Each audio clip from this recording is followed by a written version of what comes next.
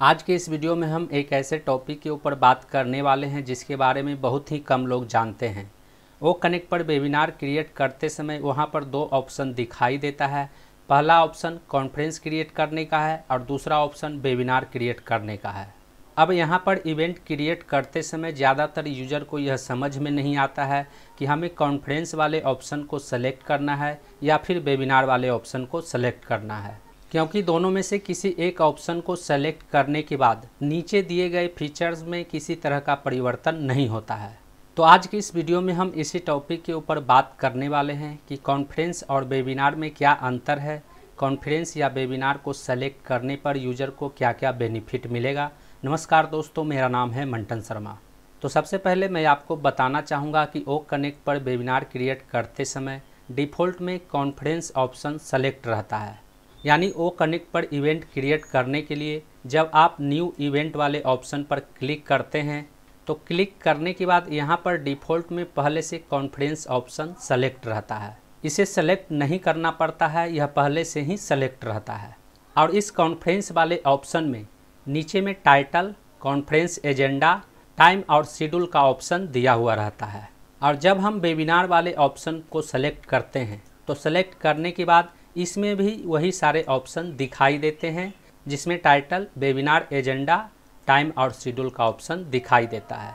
इससे हमें यह पता चलता है कि कॉन्फ्रेंस या वेबिनार वाले ऑप्शन को सेलेक्ट करने पर उसके नीचे में दिए गए ऑप्शन में किसी तरह का बदलाव नहीं होता है। अब यहाँ पर समझने वाली बात यह है कि जब कॉन्फ्रेंस और वेबिनार वाले ऑप्शन में किसी तरह का अंतर नहीं है तो यहाँ पर दो तरह के ऑप्शन क्यों दिए गए हैं, और ज़्यादातर यूज़र इन दोनों ऑप्शंस के बारे में नहीं जानते हैं कि आखिर कॉन्फ्रेंस और वेबिनार वाले ऑप्शन में क्या अंतर है। तो यहाँ पर मैं आपको बताना चाहूँगा कि ओ कनेक्ट पर इवेंट क्रिएट करते समय जब आप कॉन्फ्रेंस वाले ऑप्शन को सेलेक्ट करके इवेंट क्रिएट करते हैं तो उस इवेंट में आप कम यूज़र के साथ वीडियो कॉन्फ्रेंस कर सकेंगे, जिसका एक लिमिट संख्या दिया गया है। लेकिन जब आप ओ कनेक्ट में इवेंट क्रिएट करते समय वेबिनार ऑप्शन को सेलेक्ट करके इवेंट क्रिएट करते हैं तो उस इवेंट में आप ज़्यादा से ज़्यादा यूज़र को शामिल कर सकेंगे, और इसमें भी एक लिमिट संख्या दिया गया है।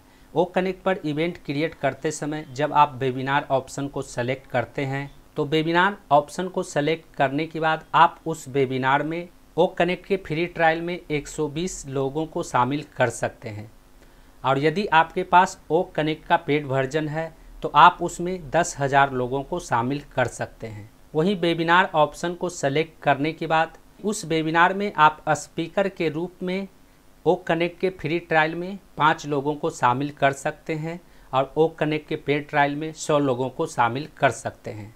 लेकिन ओ कनेक्ट पर इवेंट क्रिएट करते समय जब आप कॉन्फ्रेंस ऑप्शन को सेलेक्ट करते हैं तो कॉन्फ्रेंस ऑप्शन को सेलेक्ट करने के बाद आप उस कॉन्फ्रेंस में ओ कनेक्ट के फ्री ट्रायल में 5 स्पीकर को शामिल कर सकते हैं और ओ कनेक्ट के पेड ट्रायल में 100 स्पीकर को शामिल कर सकते हैं। वहीं कॉन्फ्रेंस ऑप्शन को सेलेक्ट करने के बाद आप उस कॉन्फ्रेंस में ओ कनेक्ट के फ्री ट्रायल में एक दिन में एक ही कॉन्फ्रेंस को क्रिएट कर सकेंगे और ओ कनेक्ट के पेड ट्रायल में अनलिमिटेड कॉन्फ्रेंस को क्रिएट कर सकेंगे। और उस कॉन्फ्रेंस में आप ओ कनेक्ट के फ्री ट्रायल में मैक्सिमम ड्यूरेशन 60 मिनट का रख सकते हैं और ओ कनेक्ट के पेड वर्जन में अनलिमिटेड रख सकते हैं। और इसका मतलब यह है कि ओ कनेक्ट पर इवेंट क्रिएट करते समय जब आप कॉन्फ्रेंस ऑप्शन को सेलेक्ट करेंगे तो आप उस कॉन्फ्रेंस में कम यूज़र को शामिल कर सकेंगे, साथ ही आप उस कॉन्फ्रेंस में कम यूज़र को स्पीकर बना सकेंगे। लेकिन जब आप ओ कनेक्ट पर इवेंट क्रिएट करते समय वेबिनार ऑप्शन को सेलेक्ट करते हैं तो आप उस वेबिनार में ज़्यादा यूज़र को शामिल कर सकेंगे और आप उस वेबिनार में ज़्यादा यूज़र को स्पीकर भी बना सकेंगे। तो उम्मीद करता हूं कि अब आप अच्छी तरह से समझ गए होंगे कि ओ कनेक्ट पर इवेंट क्रिएट करते समय हमें कब किस ऑप्शन को सेलेक्ट करना है। ओ कनेक्ट पर इवेंट क्रिएट करते समय उसमें दिए गए कॉन्फ्रेंस और वेबिनार ऑप्शन में क्या अंतर है। इस वीडियो से संबंधित यदि आपके मन में कोई सवाल है तो आप हमें नीचे कमेंट में पूछ सकते हैं।